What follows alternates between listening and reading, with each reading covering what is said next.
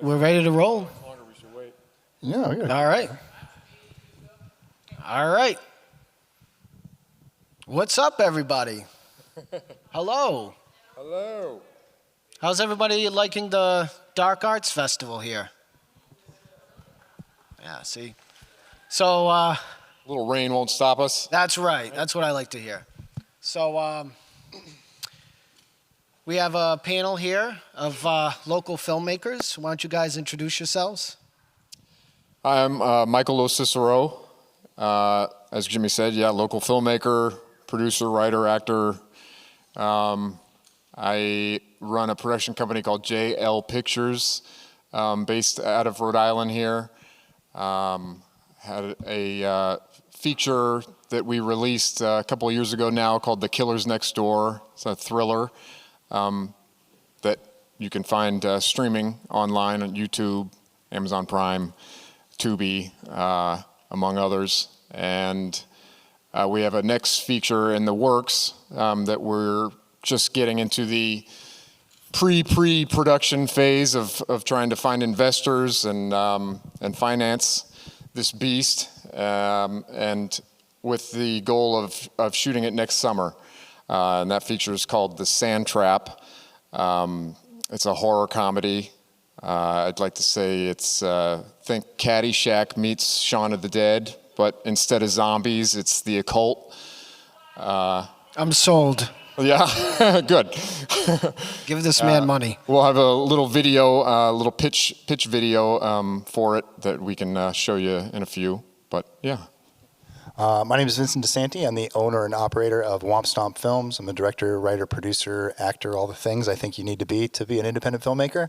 I got my start in 2008 out in Los Angeles. I worked in feature animated films. I've worked on live action television productions and films. But I started Womp Stomp Films in around 2016 with a project called Never Hike Alone, which is currently streaming on YouTube. It's a Friday the 13th fan film series based on my love of Friday the 13th, which has gone on to become a pretty recognizable brand within the Friday the 13th and horror world. Through that, I got into crowdfunding and learned a lot about how to crowdfund films, self-financing and things like that. And since we started Womp Stomp Films, we've raised over $1 million in crowdfunding, not just for our projects, but for other people that we've worked with collectively. The highest one we've ever raised, I would say, was about $350,000 for Never Hike Alone 2, but we generally raise, anywhere between someone for 10 grand for a short film, $50,000 for a much larger project, or for the features, $150,000 to $250,000. Yeah, that's great to hear. Thank you. And I'm BenJohnson. I'm the director of Troma's Curse of the Weredeer, co-producer of Lloyd Kaufman's latest masterwork, The Power of Positive Murder. And Curse of the Weredeer is playing tonight. I do not know anything about making money. That's why I fuck with Troma. And I've been low-key kicking around with those guys for about the last 25 years, off and on. I got my start in the Troma office as an unpaid intern, and I came back for #Shakespeare Shitstorm as part of the art department, and am also currently in pre-production on a love letter to the old nudie cuties of the 50s and 60s called Camp Noodaway. So, yeah. I mean, you can't hate that. You can only love something like that. Yeah, so I feel like the topic here is basically how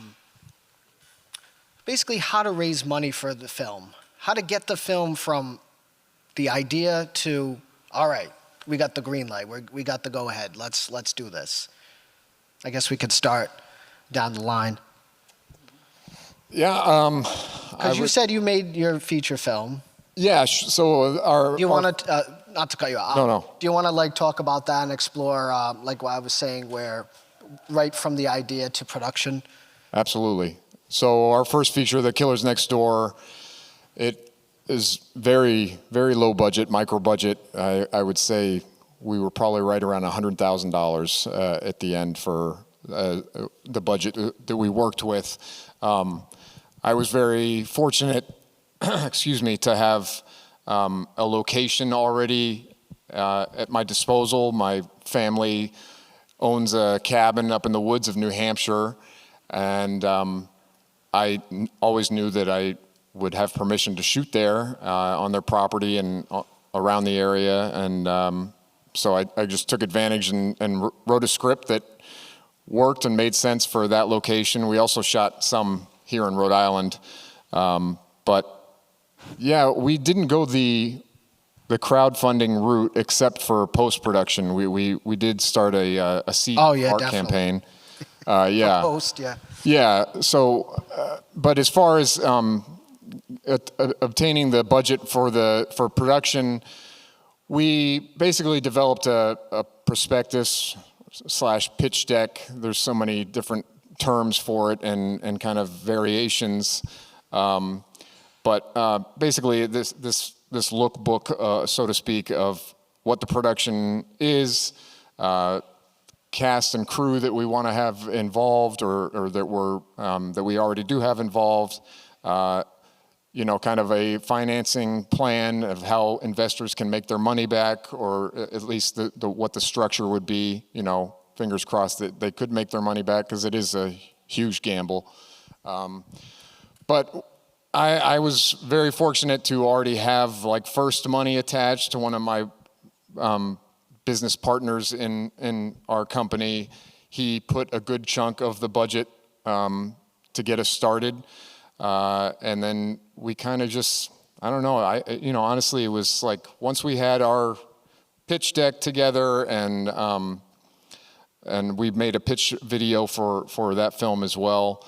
And then I kind of just became a door-to-door salesman and went around, and I drive a truck for work, so I was in and out of all these different businesses already. A lot of businesses that have wealthy people that are good to talk to, and so you kind of just put it out there. And we had business cards made, which I actually have some today, just as far as finding the movie online, but.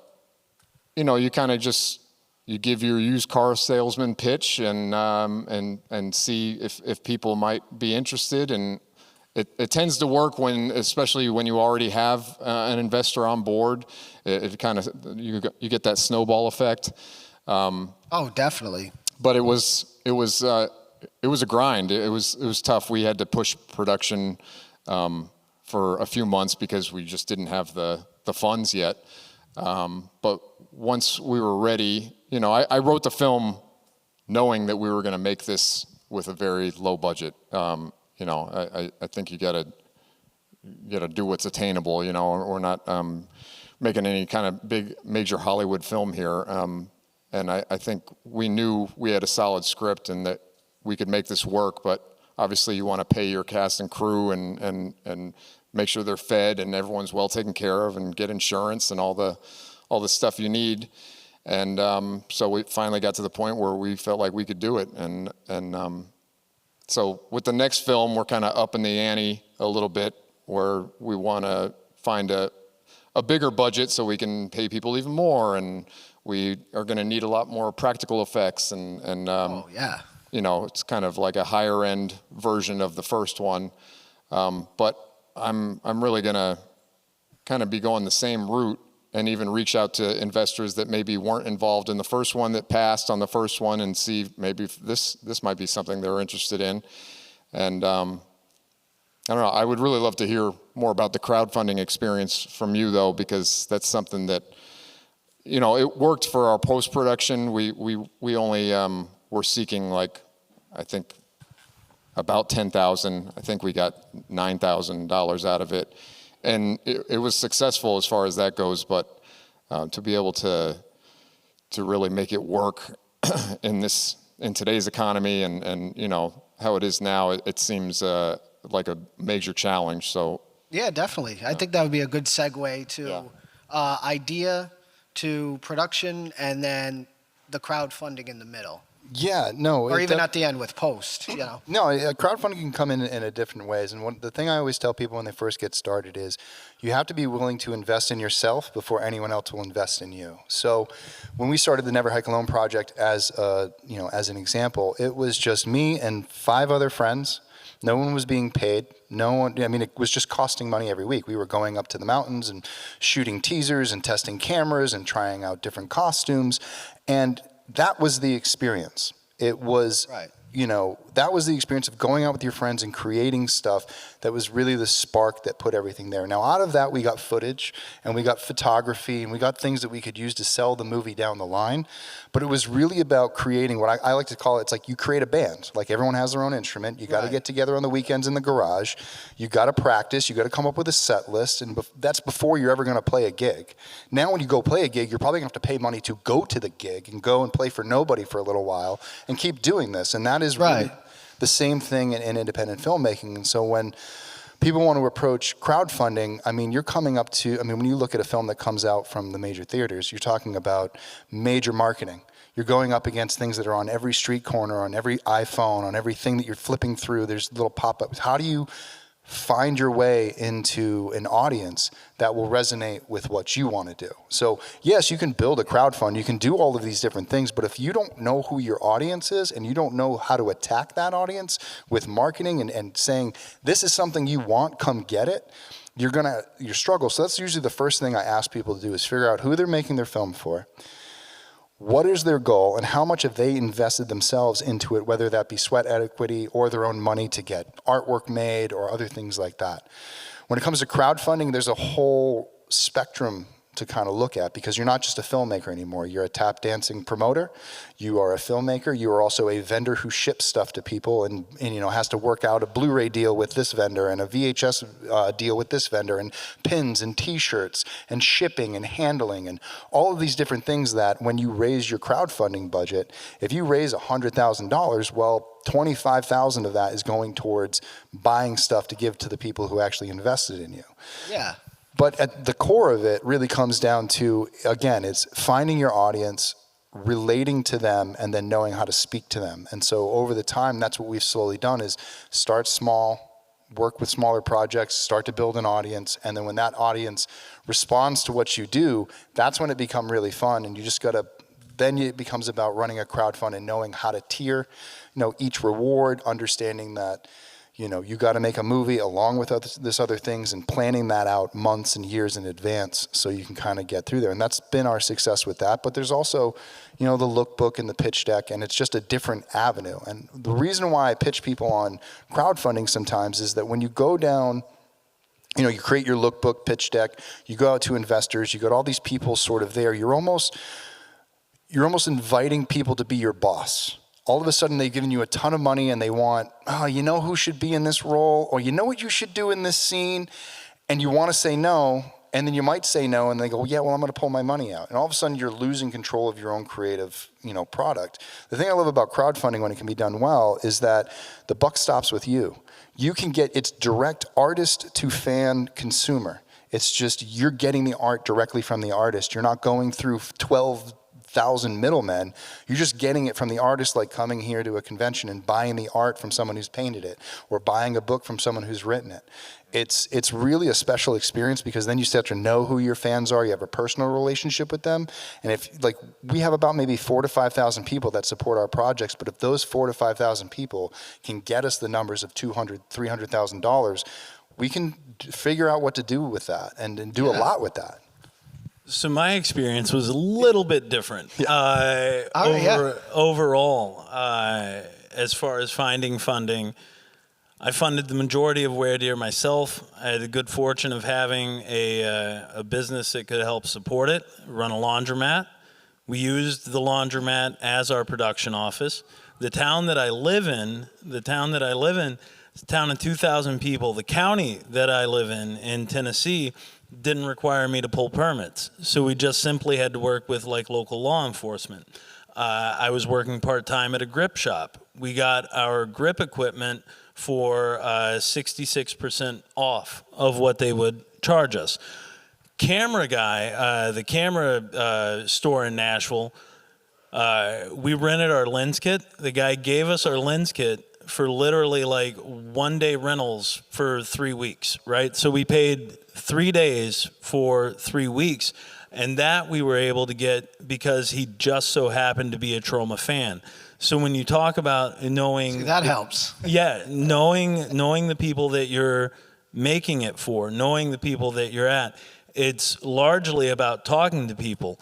It's largely about just getting people involved, being excited about what you're doing. When we made Curse of the Werdeer, we'd never meant to make a feature. We were not going to make a feature. We had only wanted to ever shoot a trailer. That's all we were going to do. It was going to be for Trauma Dance. It was just going to be for basically for us. But then we make this thing during pandemic. It's the very next Traumathon. We show it. People flipped. The Trauma fans loved it. And they kept coming up to us saying, you can't show us this and not show us a feature. And we were like, ha, we're not going to make the feature. and so we just went off. And low-key, we also have an amazing benefactor in Lloyd Kaufman. He was talking to his assistant, and he goes, well, do we know anybody who's making anything? And they're like, well, I think the Shit Boys are making something. And he's, oh, the Shit Boys, great, yeah. Because we call ourselves, it's a collective. It's not even a business. It's just a group of guys that want to make stuff. And we call ourselves Shithouse. And which, by the way, we got from #Shakespeare Shitstorm. That's what we called the production office, where we all worked together and we all slept on the floor. We all ate the cheese sandwiches, defecated in the paper bags. We did all of that stuff, and we called this place the Shit House. And when we got together to make our things, that was our banner. But they go, oh, the Shit Boys are making something. Well, maybe we got a little bit of money. And when they said a little bit of money, he meant a very, very little bit of money. But we got a little bolster from them, and we had built-in distribution. We had a built-in fan base.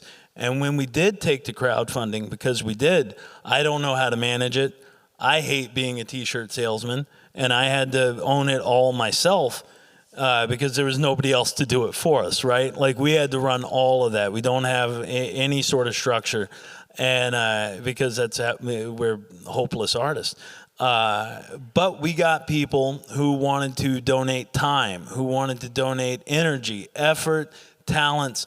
Our camera, we shot on a little Alexa Mini, and the guy said, you can shoot on my camera, but I have to gaff your project, and my buddy is going to be your DP. Well, joke's on him.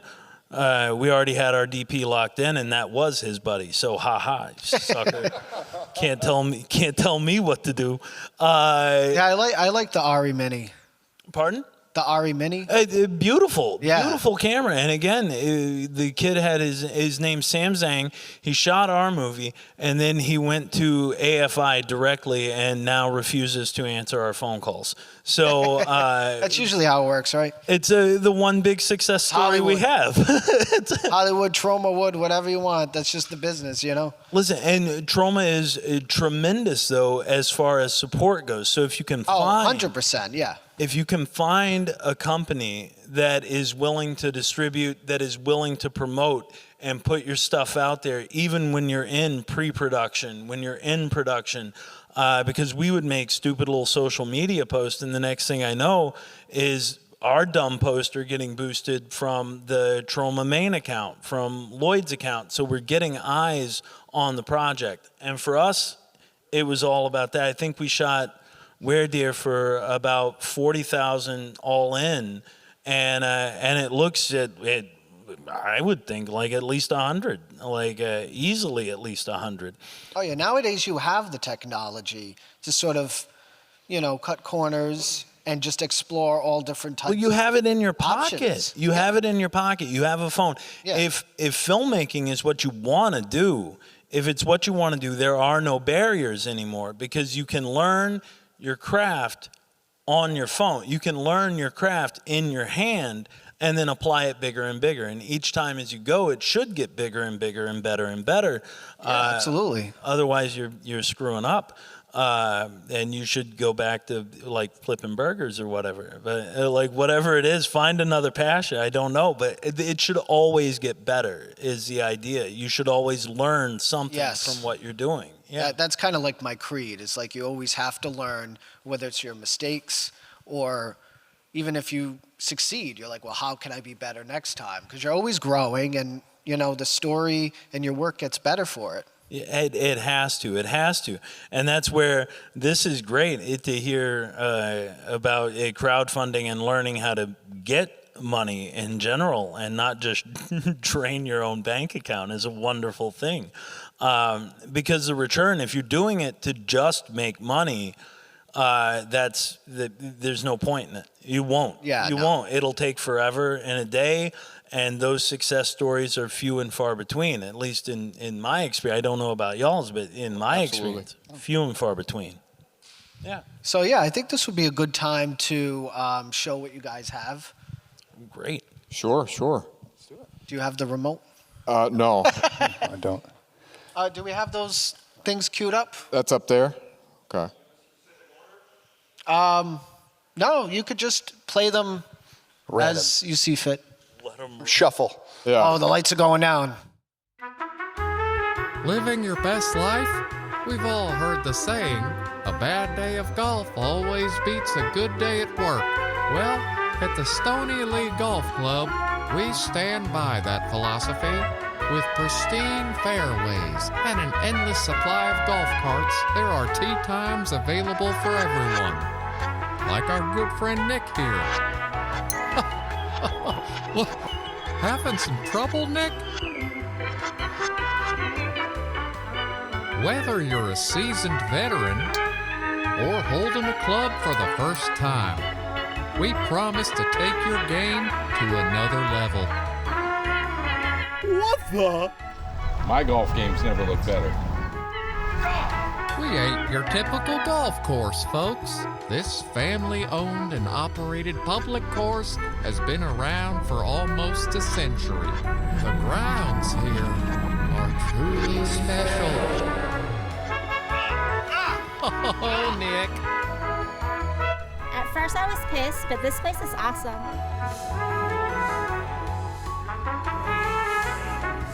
There's some creepy shit going on. But I keep coming back. Amen to that. And when you play at this club, once you experience it, you can't leave. My family's been coming here forever. Forever. So come on down to Stony Lee. Join us. This fictional advertisement is not an accurate depiction of the Stony Lee Golf Course, the family who runs it, or how your golf game will suffer. It is a proof of concept teaser with the sole intent of enticing people, especially investors, for the upcoming film titled The Sand Trap. a feature-length horror comedy slated for production at the Stony Lee Golf Course in Attleboro, Massachusetts. Contact our JL Pictures team for more information. Join us.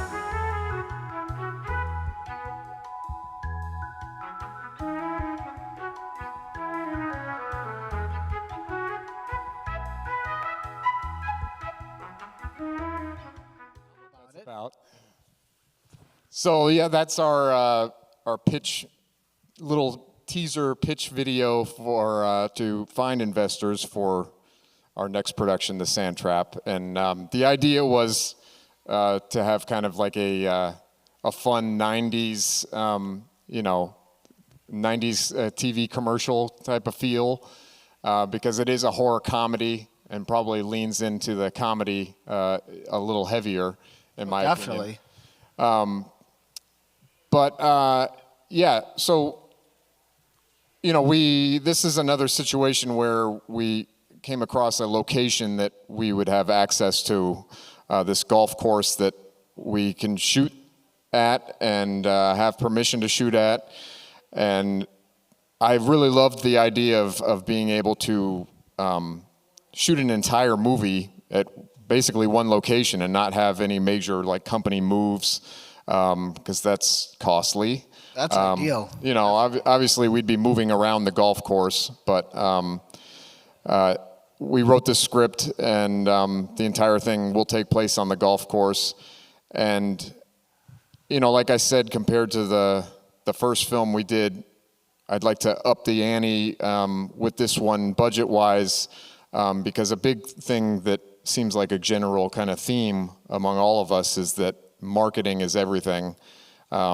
Whether you're going the crowdfunding route, whether it's having that kind of niche trauma market, that all that helps so much to just get the word out. And so with this, you know, dipping into the horror genre is going to be a major factor, but also we'd like to secure a larger budget because I'd love to get some name talent attached, some other talent that are just like social media influencers, people who have big followings, to help with the marketing aspect once the movie is made, to really get it out there and secure distribution.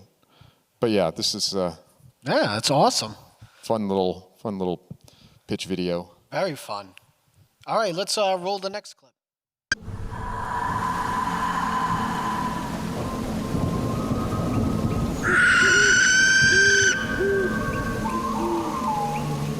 The forest can be a very scary place at night. All it takes is one wrong turn, and it will be the last one you ever make.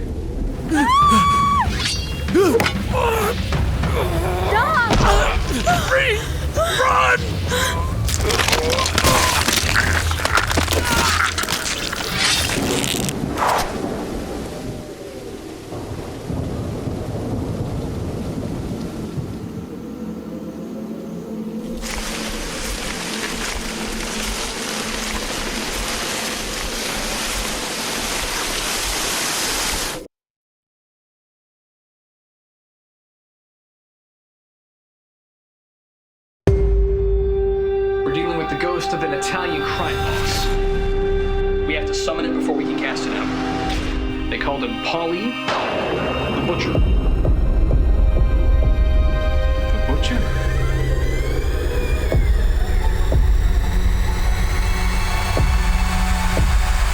Oh, hold on. I've been holding that in for a long time.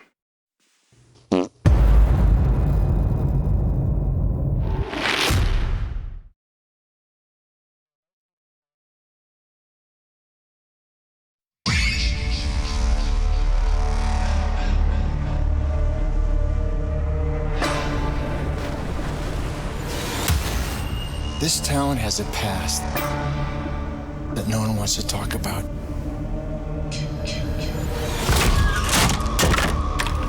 If this doesn't work, I need someone to tell people what happened here.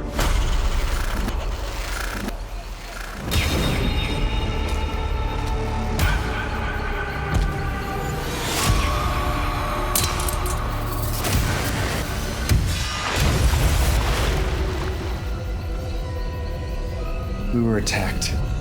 By what? Jason Voorhees.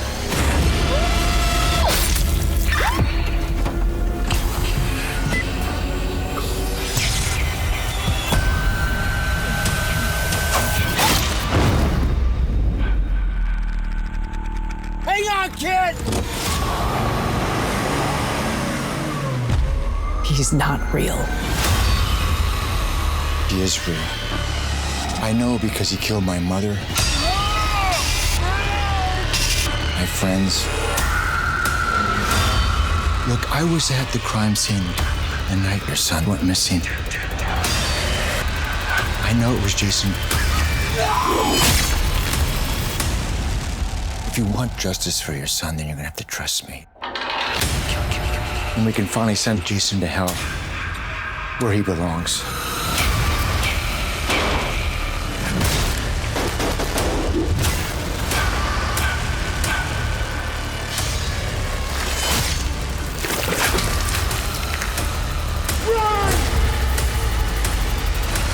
Oh, shit.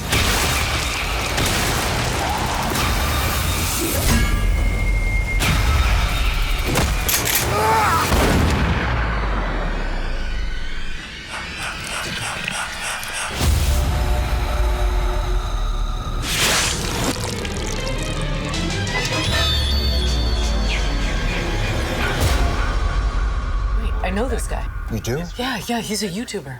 A what? It's an internet thing. People actually watch that? You'd be surprised.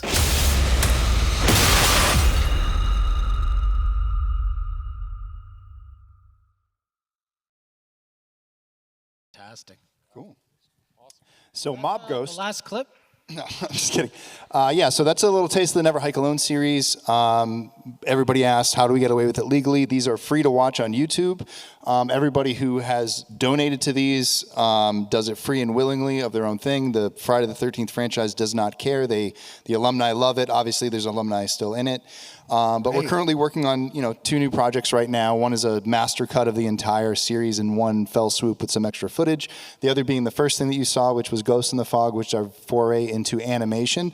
And it's funny watching this now. That was like early temp animation. We got the new stuff coming in now, and it's actually really cool. I always wanted to see an animated Friday the 13th or some of these higher level names sort of in animation. I think it's a fun medium. I worked there for 8 to 9 years of just like being in that world, and I thought would be like, man, this would be so much fun to do like more horror stuff in animation. Everybody wants to do like kid friendly, 4-quadrant, go for the biggest market. Everybody wanted to be Pixar to a certain degree, and I was like, yeah, but I just imagine a cool Jason cartoon. Wouldn't that be cool? I'm all about that. Yeah, and so with these, it was really sort of when they started in 2017, it wasn't so much about like, oh, we're gonna do this whole like series and all that stuff. It was just, I just wanted to work on something that was fun. We were out there in the woods doing it for fun. We made it for no money. It just got an audience. And I always wanted to work on a Friday the 13th film, and they weren't making them anymore, and they were in legal hell. And I was like, well, here's my opportunity. And Tom's only going to be young for so long. Vinny, the other actor in there, is only going to be young for so long. This is like the only window we can make it in. Yeah, so let's just do it. And through crowdfunding, we're able to, we run ads like that. We cut our trailers. We really just try to push as many people towards that crowdfunding the button as possible. And of course, when you're using, like everyone asks, like, well, what's the secret to crowdfunding? I'd be like, well, if you put a hockey mask on it, people show up.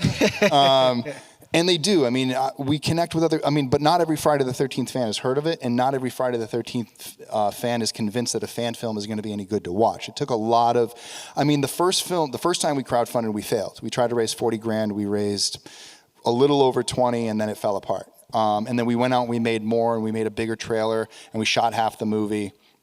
And we came back and we raised 20 grand to finish the movie. But it wasn't until it released that people really understood what we were doing and what we were going for. And when you're talking about the technology, at the time it was that turnover from, okay, you need to go out and get a film camera and shoot this and spend all this money and film stock and all that stuff, to, no, you can get a DSLR, shoot this in 4K. If at the time we were shooting with a Sony AS7 II. We got a Shogun monitor that recorded in 4K, so it would up-res it. And then it was just a few of us out there, and we had a drone. And so at that time, people were flying drones all over the place, not really using them for independent film as much. And when they were using it, there was sort of, you could tell. There was just certain moves that were happening within there. We were like, okay, this isn't a helicopter to drone because it's herky-jerky or they're doing something. So we dialed in all of our settings. We really messed with stuff. And, really, it was like, listen, the best thing to do with the drone is just fly it in straight lines, lock in camera moves, and do tilts. And if you keep it in that range, it feels like it's either on a crane or it feels like it's just a flyover. Just keep it nice and simple and even, and people will feel like the camera has that weight again. Yeah, I always like when people use it as if it were sparingly. A crane. You know? And so with that combination, we were able to take this $40,000 fan film that we made and make it look like it was $1 million production. And people, they'd always come up and be like, how much did you make that for? And I'd be like, oh, 50, 40, something like that. And they're like, what? Are you kidding me? How? Well, a lot of it was us just going up in the woods every weekend, shooting 90% of the film that way. And then the other went towards, getting a stunt coordinator to come out and help us with eye falls and bring a bag up so we could throw somebody off a second floor story, or fight sequences, or get an effects artist to build a lifelike head that we could crush, and all these different things. It was like, okay, we have this money. What are the cool little things we can spend it on to raise the value of the production? But at the end of the day, we know how to aim a camera at people. We know how to line up and do composition. We know how to light, and it doesn't take a lot to do it, especially when you're shooting in daylight. A lot of that was bounce boards. A lot of that was using natural light. Yeah. And then at night we had with the money we had, we were able to rent a huge ass light that lit up the forest.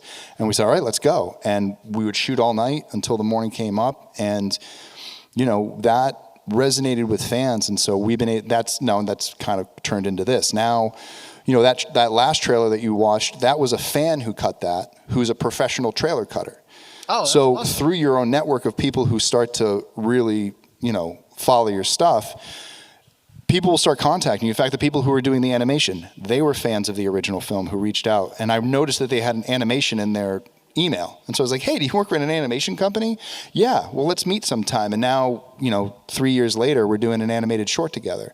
And so in that network of people that you go out and meet, and in those people that crowdfund and the people that reach out to you, they'll become lifelong friends. They'll become collaborators and contributors. It's really you're only starting the snowball when you get it going. And then once it starts rolling, it picks up people and you keep going, and you never know where you're going to end up with that. Oh, yeah, definitely. And I love the little nod to the James Bond, Jason. Yeah, the part 6, yeah. Yeah. I was like, oh, yeah, I'm sold. 4 minutes left. Oh, yeah, you know what? Wait, let's open it up to the audience. Well, let's get one more. We got one more. Real quick, we got one more trailer, please, and thank you for the movie that is screening here tonight for Curse of the Weredeer. Oh, they didn't play it yet? We are showing, yes, we have our trailer for Curse of the Weredeer that's showing tonight. Oh, thank you. Oh my God, please. Please, please. And if you haven't yet, watch it. Buy a ticket. We need people in these seats tonight. Thank you. Thank you, Jimmy. Sorry, I got to make sure. No. I'm glad you told me, because I was like, what happened? You don't have the file? Uh-oh. You were not given the file for Curse of the Weredeer? Jesus Christ. The whole movie. Oy vey. Act it out. We have 4 minutes. Act it out. Listen, I easily can. It's a lot of, it's a lot of filthy things that I shouldn't do in public, especially in front of people. But that is terrible. Oh my God. And I made sure he downloaded it last night. I'm going to have a talk with our festival coordinator. No, Loki, at the end of the day, Curse of the Weredeer is a story about the need for transparency in our relationships. At its core, that's what it is. It is a beautiful story about a hunter named Randy, a hopeless, hapless hunter who is bitten by a mythical beast on his way to his bachelor party hunting trip weekend. There is a group of... Hell, yes. Yay. Thank you. All right, we got it.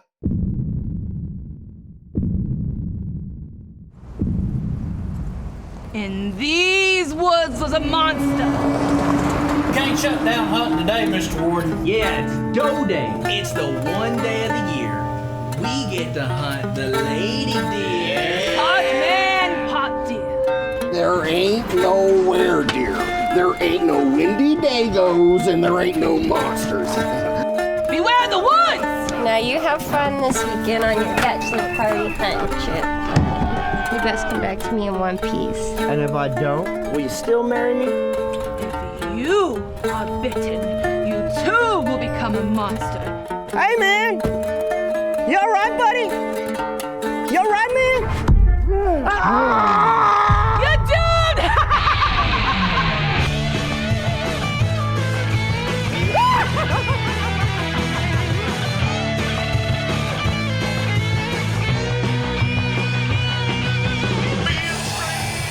Got me hornier than a 10-pole buck.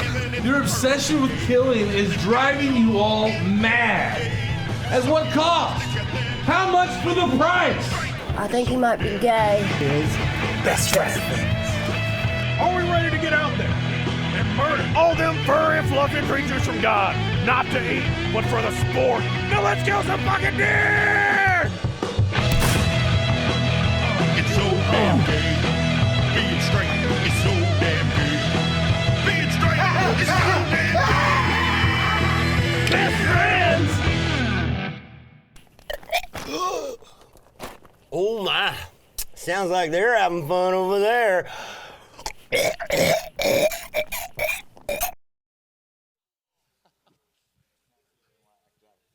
So That's I'm Troma, very all happy right. you all Yeah. got to see that. All right, well, I guess we'll close on that. And no better way to close, sir. Thank Yeah, you. that's the grand finale. Definitely. All right, well, it was great talking to you guys. I think we got a lot of information. We got a lot of insight into the making of these films. And then I guess we got something else happening on this stage soon. Well, thanks for coming out, This one everybody. question part of in. the fun. Right. Oh yeah, let's get a one question. Please come tonight. Please, please, please.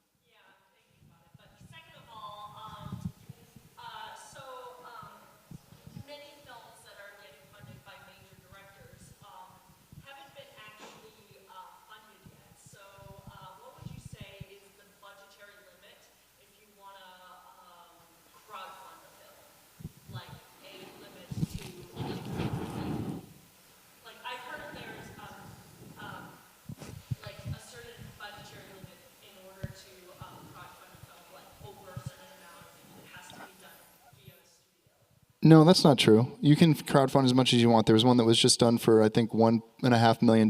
Chris Stuckman did Shelby Oaks.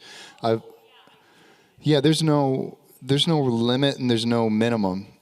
It just depends on what your project is and how much you need. It really comes down to project need, the project needs.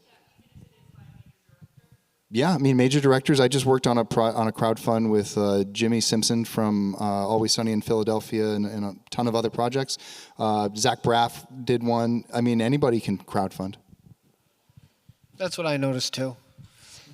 Alrighty, I guess that's us signing off. Thank you guys. Thank you all. Thank you. And don't forget to visit the Womp Stomp Films red tent outside. I don't think it's raining anymore, right? All right. Cue the music.